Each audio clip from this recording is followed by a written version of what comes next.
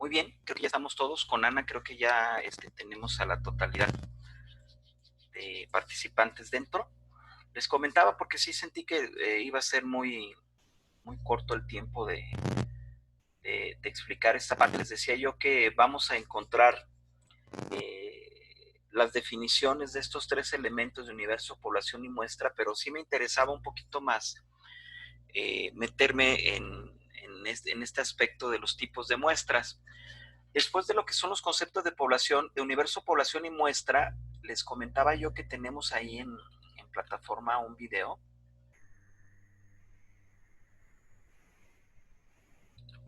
donde está, ahorita déjenme colocárselos, si se ve el compartir mi pantalla, cómo determinar el universo, población y muestra en nuestro proyecto de tesis. Para efectos de que quede más claro, aproveché colocar un video de los que hemos estado viendo precisamente, que habla acerca de estos tres elementos, ¿sí? Ya una vez que ustedes vean este video, les resultará más fácil comprender qué es cada uno de estos elementos y entonces sí, podremos, gracias por las confirmaciones, irnos a los tipos de muestras. Les decía que hay dos tipos de muestras, los muestreos probabilísticos y los no probabilísticos. Dentro de lo que son los muestreos probabilísticos, tenemos una categoría que nos habla de cuatro clasificaciones precisamente. Tenemos muestreos aleatorios simples. Este tipo de muestreos quizás es el que lo ubiquemos mejor o de manera más clara, porque dice que en estos tipos de muestreos aleatorios simples simplemente se asigna un número a cada individuo de la población y a través de algún método mecánico se saca o se elige a tantos sujetos como sea necesario. A lo mejor este es el acercamiento más, el elemento más cercano que tengamos a un muestreo, porque es quizás uno que hemos utilizado muchas veces, ¿no? Cuando, por ejemplo, nosotros hacemos una selección de equipos, utilizamos esta técnica de aleatoria simple, ¿no? Es decir, a lo mejor en una bolsita metemos, rifamos numeritos, etcétera, y después sacamos esos numeritos al azar. Ahí estamos hablando de muestreos aleatorios simples, ¿no? Hablando de cuando se aplican a la investigación. Es básicamente el mismo esquema, ¿no? Yo tengo un montón de gente, pero sin ver quién es o sin ver más característica al respecto, pues simplemente me encargo de hacerlo de manera al azar, como si fuera una rifa, válgame la expresión, ¿no? A eso se refieren los muestreos aleatorios simples. Cuando son sistemáticos, dice que se elige el primer individuo al azar y el resto viene condicionado por aquel. Supongamos que, por ejemplo, yo elijo al primero al azar, quiere decir que yo saco a una persona que resulta ser un hombre. Y digo, bueno, pues en base a eso voy a seleccionar a puros hombres para esta muestra, ¿no? A eso se refiere cuando es sistemático, ¿no? O vamos a hacer un lado a uno de los géneros, o vamos a hacer de lado a una edad, nos vamos a quedar solamente con la primera. Podemos hacer esa selección y estaríamos hablando de un muestreo aleatorio sistemático, ¿no? Cuando son muestreos aleatorios estratificados, dice que se trata de obviar las dificultades que presentan los anteriores, ya que simplifican los procesos, perdón, y suelen reducir el error de las muestras. Consiste en considerar categorías típicas diferentes entre sí, que poseen una gran homogeneidad respecto a alguna característica. Por ejemplo, si nosotros decimos, ok, vamos a tomar solamente vamos a estudiar retinopatías diabéticas, pero vamos a tomar la categoría solamente de desempleados o de empleados o de personas que tengan alguna característica, alguna categorización así. Estamos hablando de muestreos aleatorios estratificados, ¿no? Por eso dice que se manejan según la profesión, el municipio de residencia, el sexo, el estado civil. Vamos a manejar retinopatía diabéticas, pero solo en hombres, no en mujeres, o viceversa, solo en mujeres. ¿Sí? Estamos haciendo un muestreo aleatorio estratificado. o vamos a ver solamente personas que se refieren a una comunidad, ¿sí? A un municipio. Estamos hablando de muestreos aleatorios estratificados. Los muestreos aleatorios por conglomerados dividen la población, dice, en varios grupos de características parecidas entre ellas, y luego se analizan completamente algunos de los grupos descartando a los demás. Como en este caso se aplican a zonas geográficas, ¿no? Vamos a encontrar cuántas personas con retinopatía diabética encontramos en la zona metropolitana de Guadalajara. La zona metropolitana de Guadalajara funcionaría como un conglomerado. O por ejemplo, los estudiantes del municipio de Guadalajara, hablando específicamente de estudiantes del municipio de Guadalajara, podría funcionar como un conglomerado, porque conforme avanza la muestra, a lo mejor nosotros decimos, de todos los estudiantes de Guadalajara, vamos a centrarnos después, vamos a seleccionar como variación importante solamente a los de bachillerato o a los de educación superior, o a lo mejor a los hombres, ¿no? Entonces, a esto se refieren los muestreos aleatorios por conglomerados. A esto se refieren los muestreos probabilísticos. Los no probabilísticos son otras categorías que se dividen básicamente en tres. Ojo, el hecho de hablar de probabilísticos o no probabilísticos no significa que unos sirvan y otros no. Todos pueden servir de acuerdo a las necesidades que tenemos de la investigación. Lo que pasa es que en el caso de los probabilísticos tenemos más la certeza de asegurar que no existe una intención por parte del investigador a dirigirse a un determinado tipo de persona o a un determinado tipo de sujeto en la investigación. En el caso de los muestreos no probabilísticos, sí existe esa intencionalidad por parte del investigador de dirigir hacia ciertos sujetos, o al menos hacia ciertos sujetos con determinadas características, la muestra de su investigación, ¿no? Por eso dice que es el investigador en muestreos probabilísticos quien dirige o quien entra, quien determina quién entra o quién no dentro de las muestras. Y nos tiene ahí tres categorías. Primero, pues los muestreos por cuotas, ¿sí? En estos se dice que se asientan generalmente sobre la base de un buen conocimiento de los estratos de la población y de los individuos más representativos o adecuados para los fines de la investigación, ¿sí? Yo ya sé cuál es la población o tengo bien determinada cuál es la población de personas que tienen miopía en el hospital civil. Yo lo que hago simplemente es selecciono, por ejemplo, 2 hombres, 2 mujeres. Estoy haciendo un muestreo por cuotas, pero yo ya sé y ya identifico o tengo datos particulares de por qué tengo que seleccionar a tal o cual persona para llevar a cabo ese muestreo. Si bien es cierto que las características de mi muestreo no las tengo aún, es decir, los datos, a lo mejor si yo voy a medir un nivel de incidencia de la miopía, alguna característica de la miopía, o como en el caso de Susi que dice, yo voy a medir aspectos relacionados con algún deporte en lo particular, yo conozco ya quiénes son los integrantes, por ejemplo, de una selección de tiro, y yo voy a determinar, por ejemplo, dice Susi, voy a escoger a mi hermana y a 3 de sus amigas, ¿no? Está haciendo un muestreo por cuotas al realizarlo de esa forma. También dice, pues existen los muestreos dentro de los no probabilísticos, los muestreos opináticos o intencionales, ¿sí? Aquí hay un esfuerzo todavía más deliberado por obtener muestras representativas mediante la inclusión en la muestra de grupos supuestamente típicos, pero que de alguna manera están más restringidos o que se tiene más ubicadas o identificadas las características de lo que se busca investigar o de los resultados que se pretenden. Ojo, cuando decimos los resultados que se pretenden no se refiere al sentido de los resultados, sino que cumplan con las características para poder obtener los datos que se requieren en nuestros instrumentos de investigación. Por eso dice que es frecuente la utilización de sondeos en sondeos preelectorales de zonas que en anteriores votaciones han marcado tendencias de votos, ¿no? Imagínense que de repente nosotros queremos saber cuál es la opinión, por ejemplo, de los servicios de optometría, o cuando ustedes hacen, o muchas veces han preguntado por cuál es el conocimiento que tienen las personas acerca de la labor que tiene un licenciado en optometría. Ahí estaríamos haciendo un muestreo opinático. No vamos a ir con cualquier persona.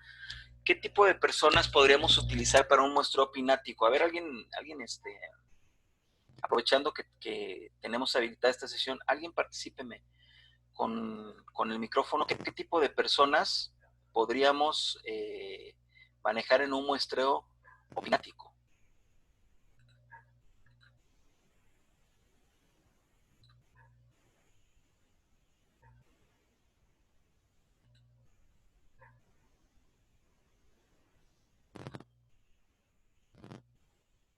¿Nadie dice yo?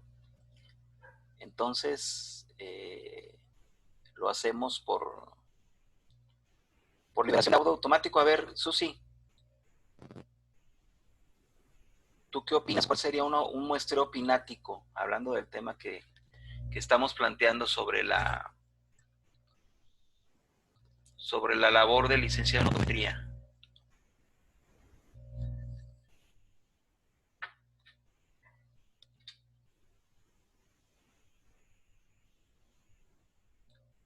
Ah, ok, acá tengo esos chats.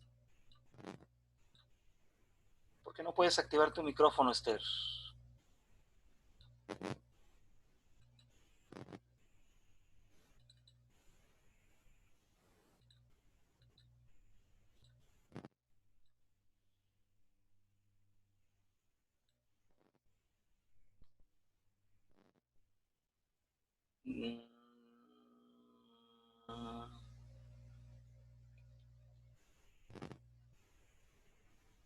Este, a que requieres permiso. Sí, yo te lo estaba dando, Susi. A ver, déjame.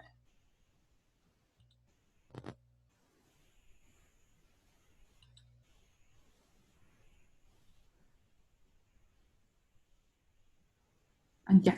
Ah, listo. Pues ahí decía la información que sería principalmente cuando estamos haciendo elecciones de esas personas que van ahí por la calle y se paran no sé, enfrente de un lugar Ajá. y buscan así como que hacerle unas preguntas sobre lo que opina sobre el candidato, ¿no? ¿Qué Pero así lo que... características, tú en qué te fijarías en una persona como para poder dirigir, hablando de que son no probabilísticos y que dice aquí que el investigador de alguna manera tiene una tendencia a elegir a una persona determinada? ¿Qué persona elegirías para hacerle un muestreo opinático respecto de lo que es un licenciado en optometría? Digamos, todavía no conoces a la persona, pero en la calle, ¿a quién preferirías de los que ves que van pasando? ¿Qué característica, qué cualidad o qué cosa en su persona te haría pensar que es un buen candidato para que te responda acerca de alguna pregunta de optometría?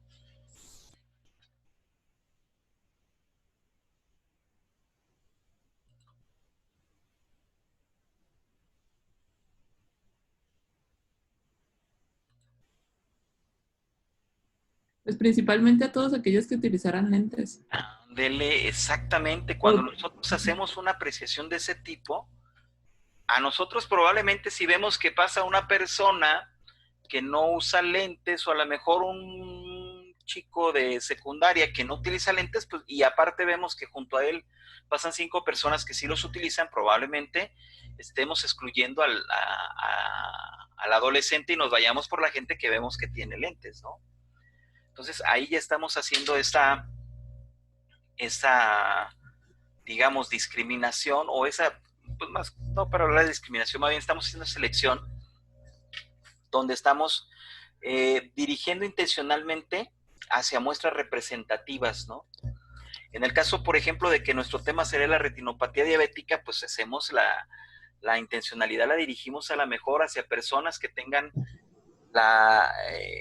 o que nosotros podamos tener un elemento para poder determinar que ellos puedan tener una problemática de estas, a lo mejor de manera inicial, pues viendo a las personas de una determinada edad, de ciertas características. No empezaríamos hablando de una retinopatía diabética con alguien que tiene 18 años o 20 años. Entonces, esas cuestiones que hablan acerca de esa tendencia a lo opinático, lo intencional, hablamos de que son muestreos de esta categoría, ¿no? Déjenme revisar el chat, porque muchas gracias, Susi, porque de repente ahorita con Lupita, Adriana, sí, lo que comentábamos, ¿verdad, Adriana? El que use lentes, sí, que use anteojos, sí, de repente a lo mejor puede sonar muy subjetivo, pero la realidad es de que dentro de las características del investigador, Adriana, Lupita y todos los demás, pues se encuentra también el aspecto de la observación, el observar quién puede ser candidato o quién puede ser un buen elemento para formar parte de una muestra de investigación, ¿no? Dice que también pues tenemos el muestreo casual o incidental. Dice que se trata de un proceso en el que el investigador selecciona directa o intencionalmente los individuos de la población. El caso más frecuente de este procedimiento es utilizar como muestra a los individuos a los que se tiene fácil acceso, ¿no? O sea, no sé si ustedes se han fijado que, por ejemplo, en el caso de las cuestiones médicas, yo lo observo mucho en el hospital civil, que en el hospital civil, por ejemplo, dentro de las diferentes características y cuestiones de especialidad que tiene cada rama de la medicina que se maneja, una de las grandes oportunidades que tiene para los investigadores en medicina el trabajar ahí, independientemente a lo mejor de que el sueldo no sea el mejor para ellos, es la oportunidad que tiene de estar cerca de personas que pueden formar parte de sus muestreos incidentales, ¿no? ¿Qué pasa con un médico de especialidad que está haciendo una línea de investigación sobre un determinado padecimiento y pues en su trabajo, por ejemplo, en el caso de los pacientes que atiende, él puede tener acceso a pacientes que específicamente puedan significar una fuente de información para la investigación que está desarrollando, ¿no? Entonces ahí podemos decir que hay muestreos casuales o incidentales, ¿no? A veces dice que se utiliza también el caso de los profesores, que muchas veces emplean con frecuencia a los propios alumnos, ¿no? Yo me he encontrado, por ejemplo, en cuestiones educativas a profesores que realizan pruebas. Creo que inclusive ustedes en alguna ocasión les realizaron una prueba, ¿no? Las pruebas que tienen que ver con el carácter psicométrico. Yo recuerdo que en algún momento, hace algunos cuatrimestres atrás, les aplicaron, no sé si específicamente a ustedes o si les tocó a su grupo participar de eso, pero por ejemplo, una de las chicas que estaba haciendo su servicio aprovechó el entorno de la universidad para hacer el levantamiento de un examen psicométrico que le pedían a ella como parte de una investigación. Entonces, por ejemplo, muchas veces ella al determinarlo, al identificar la oportunidad de encontrar en el grupo de estudiantes del instituto la manera de implementar su investigación o su instrumento de investigación a los estudiantes como sujetos de muestra, pues estamos hablando de que está llevando a cabo un muestreo casual o incidental. Yo ahorita recuerdo el caso que habíamos comentado con Esther, ¿no? De lo que hablaba ella de su investigación, que era lo relacionado con las pruebas de los diferentes exámenes de la vista a los estudiantes de primer ingreso. Ahí podríamos hablar que sus muestreos serían casuales o incidentales. Ella está determinando, está utilizando el mismo entorno donde ella se desenvuelve, que es la escuela, para poder manejar su propia muestra, ¿no? Entonces, pues en lo general este tipo de muestreos son los muestreos que se manejan en investigación, ¿sí? Entonces, ¿qué es lo que vamos a hacer el día de hoy, aparte de revisar los contenidos de las observaciones que nos hicieron nuestros compañeros en materia de la revisión por pares? Pues es precisamente generar el espacio de nuestra investigación donde determinemos bien cuál es nuestra población y cuál es nuestra muestra de esa población, ¿sí? Cuando hablamos de cuál es nuestra muestra de población, tendremos que incluir también cuál va a ser el método o más bien, básicamente vamos a manejar cuál va a ser el método de muestreo que vamos a manejar. Yo en mi investigación, vamos a decir, por ejemplo, voy a manejar un muestreo probabilístico o un muestreo no probabilístico. Por ejemplo, decimos, voy a manejar un muestreo probabilístico de tipo aleatorio simple, porque pues voy a buscar personas llevando a cabo este procedimiento y describimos el procedimiento y el procedimiento tiene que coincidir con los elementos del muestreo específico que hayamos manejado, ¿sí? Básicamente, ese es el trabajo sobre el que vamos a trabajar después de hacer la revisión de pares. ¿Sí? Probablemente no terminen totalmente convencidos de la selección de población y muestra. Es muy importante que en aspectos de población se encarguen de poder describir en su redacción sean lo suficientemente claros para que al lector le quede claro de qué población se refieren ustedes, ¿no? Yo recuerdo por ahí que hay una investigación de alguno de ustedes que hablaba sobre un asilo. Hay que dar las características del asilo, dónde se encuentra el asilo, en qué estado, en qué municipio, en qué colonia, cuáles son las características probablemente de la colonia económicamente hablando. Es una colonia de tal característica, pocos recursos, de mediano nivel adquisitivo, de alto nivel adquisitivo, a lo mejor cuánto tiempo tiene realizada esa población. Hablando de este tipo de cosas, hablando me centro en el ejemplo del asilo, ¿no? En un asilo que tiene 25 años de creado, que está manejado por una asociación civil o que está manejado por un grupo de religiosas, o es un asilo que no es un asilo donde pernocten las personas, sino que van a manera de un club de la tercera edad, etcétera. Todo ese tipo de detalles que nosotros conozcamos de la población, van a ver que inclusive en el video se lo señala, cuando nosotros conocemos perfectamente y sabemos de alguna manera transmitir la información acerca de las cualidades y características de manera más descriptiva de nuestra población, nos resulta más sencillo para nuestro público y también para nosotros determinar primero la población en lo general y después cuál va a ser el tipo de muestreo. Entonces es muy importante que le tomen en cuenta esto para la descripción primero de la población y después pues del establecimiento del tipo de muestreo que van a utilizar, ¿sí? Usen todas las características y la información que tengan a la mano respecto de la población que van a manejar. Por eso les digo, es muy probable que no terminemos en esta clase o en este día, en el apartado o en el tiempo que tengamos de materia. Por eso el avance que tengan lo suben el día de hoy y habilitamos, trabajan, eso no implica que terminen de complementar su trabajo y la próxima semana, en cuanto comencemos la sesión, les habilito yo un espacio para que ustedes puedan subir, lo que trabajaron en la semana, ¿sí? Eso vamos a hacer entonces. Uno, revisar los comentarios, las aportaciones, las contribuciones que nos hacen nuestros pares.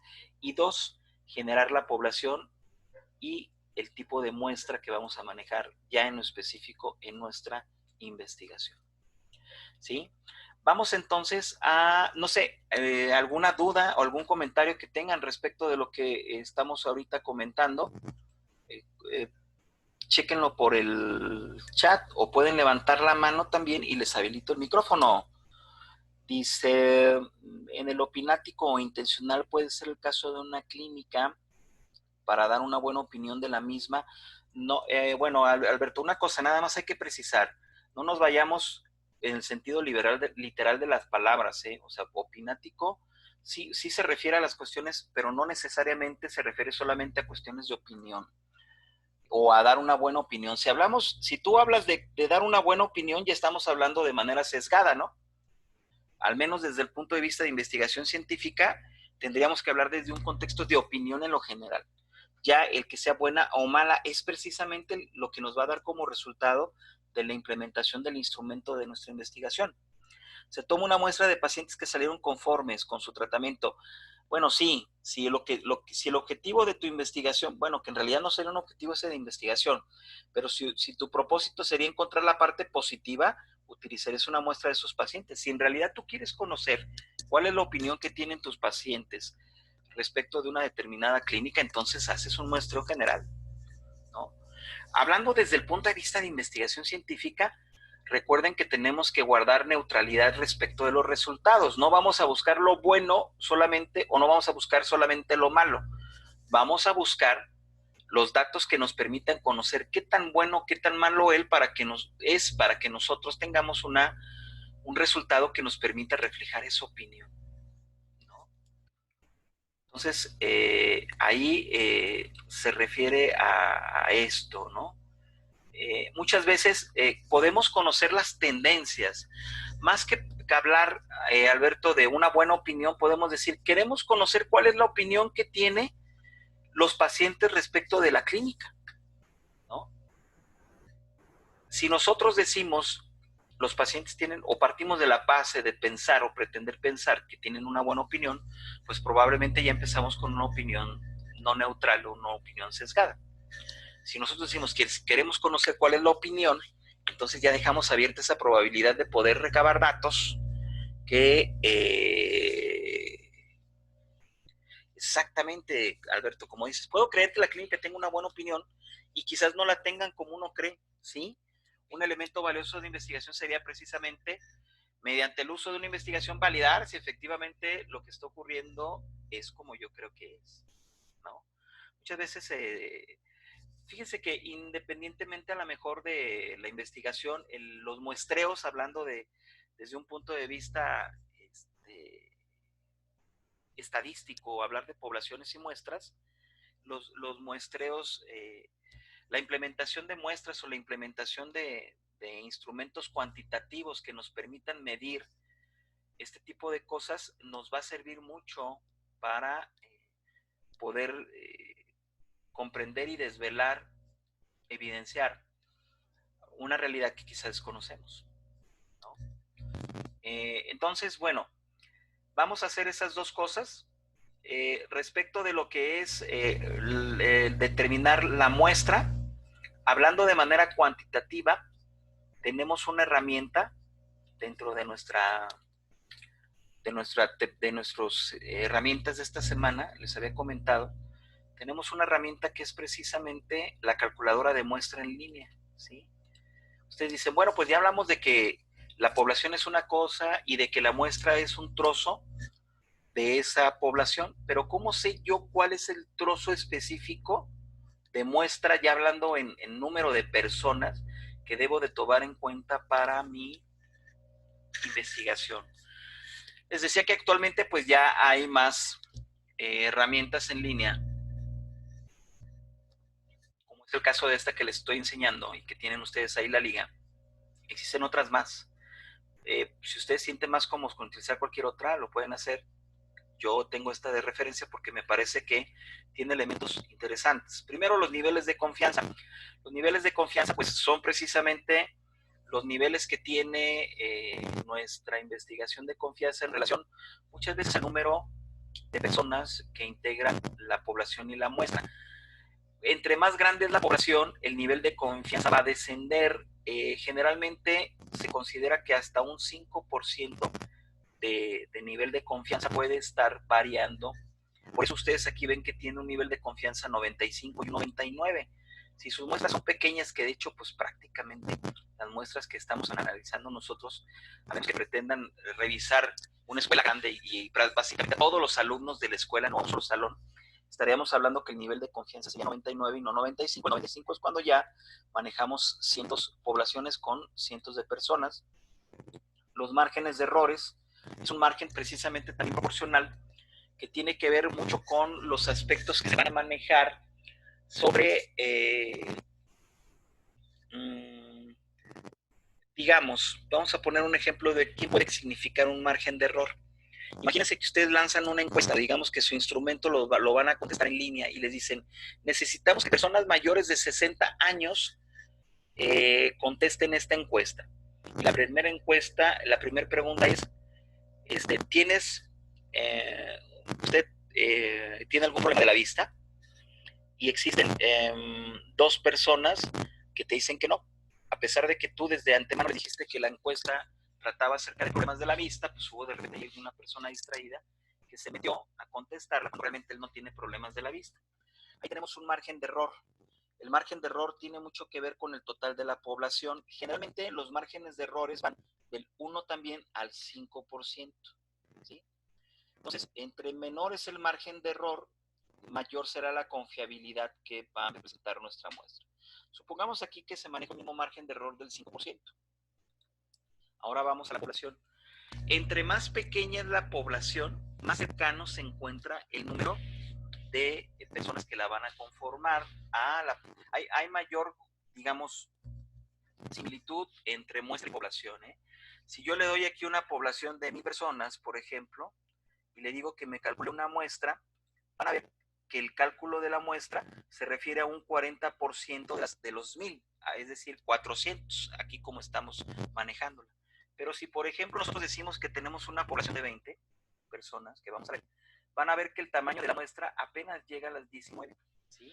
Básicamente nuestra muestra va a ser la casi totalidad de la población. ¿Por qué? Pues porque considera que más pequeña es la muestra, mayor, se tiene que cuidar mucho que no ocurran errores o trata de que sea más representativo tomando en cuenta mayores características. Entre menor sea la muestra, las calculadoras y el proceso, la misma fórmula trata de cubrir esas deficiencias. Imagínense si de repente nosotros decimos que nuestra población es de 2, ¿sí? ¿Qué va a pasar con ese cálculo? Nos va a decir, no, pues definitivamente es tan pequeña tu muestra que necesitas revisar esos 2. No hay margen de poder revisar a menos personas. Imagínense que queremos ver o queremos investigar, que espero que ninguno ponga una muestra de 2, a menos que sea un estudio de caso, que queremos revisar nosotros a personas con retinopatía diabética y solamente tenemos una población de 2. Y decimos, no quiero llevar a cabo la muestra de 2 y simplemente voy a tomar como muestra una persona. ¿Tendremos elementos suficientes para poder tener conclusiones en base a la revisión de una sola persona? Probablemente no. No podemos pasar ese proceso de la generalización que busca la investigación científica, ¿no? Sobre todo la cuantitativa. Vienen aquí algunos elementos que se manejan respecto de cómo es el cálculo, algunos aspectos sobre porcentajes, los tamaños de la población. Precisamente les explico un poquito de esto que yo les estoy comentando. Por eso me gustó mucho esta calculadora. Hay otras calculadoras más. Hay calculadoras, por ejemplo, de encuestadoras o de plataformas hasta de encuestas gratis que también manejan su propia calculadora y son valiosas, ¿no? Pero esta me pareció, por cuestiones de la información que les refiere aquí sobre las características de la muestra, que les puede servir para que les quede más claro, ¿no? Entonces esta es la parte que pues restaría. Y pues sí les pedí entonces que pasáramos a la parte de nuestro trabajo diario, de trabajar cada quien en lo particular en su casa y reiterarles que vamos a tener habilitado entonces el chat de apoyo de dudas desde este momento para que cualquier duda que tengan lo hagan por este conducto. Si por alguna cuestión se presentara un problema, que espero que no lo tenga porque de hecho no tenemos problemas de conexión ni nada de eso, hagan uso de esta herramienta. Utilicen el WhatsApp solamente que no que tengamos algún problema aquí, ¿no? Pero tratemos de manejar el chat de apoyo de dudas. De hecho, la ventaja que tiene el chat es que una vez que estás adentro, por ejemplo, aquí que tengo a Misael a la vista, si quisiera hablar con Misael y por alguna circunstancia Misael a lo mejor se movió de su lugar, a lo mejor está viendo otra pantalla, está revisando otra cosa y no ve la pantalla, no está precisamente en un primer plano la pantalla de este tipo, le puedes mandar un beep como antes, ¿se acuerdan? El Messenger viejo. Ya con eso él, ok, alguien está hablando, ¿no? Me está hablando el maestro, o en el caso de ustedes, puede mandar exactamente como ahorita Misael ya lo hizo, me mandó un VIP y ya digo, ok, alguien requiere algo, y ya me pongo a contestarles o ustedes al seguimiento. Entonces, tenemos esta herramienta, vamos a dejar hasta aquí esta sesión. Ahorita voy a aprovechar para que tanto esta sesión como la anterior, yo voy a trabajar en el inter que ustedes están trabajando cada quien en sus revisiones y en su trabajo. Yo voy a estar aprovechando para hacer las conversiones necesarias para subir los archivos a YouTube y poder hacer compartirles las sesiones, tanto la primera de hace rato como esta, para cualquier duda que pudieran tener o que se subiera algo de lo que platicamos y que puedan consultarla, ¿no? Esto lo dejo permanentemente en la plataforma para que lo puedan consultar. Si no ocupan el día de hoy, a lo mejor el día de mañana, 2 o 3 días, o en cualquier día que ustedes tengan, se va a quedar de manera permanente el link para que puedan checar las sesiones. No sé, ¿alguien que quiera comentar algo antes de que cerremos esta sesión? Nos queda ya un minutito.